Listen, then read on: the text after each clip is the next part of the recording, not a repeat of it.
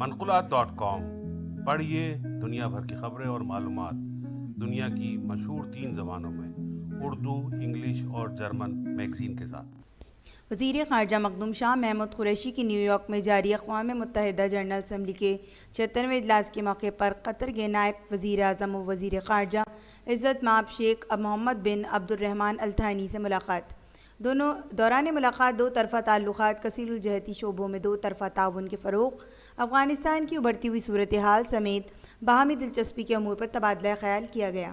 وزیر خارجہ نے قطری ہم منصب کے حالیہ دورہ پاکستان کا حوالہ دیتے ہوئے کہا کہ پاکستان اور قطر کے مابین گہرے برادرانہ تعلقات ہیں۔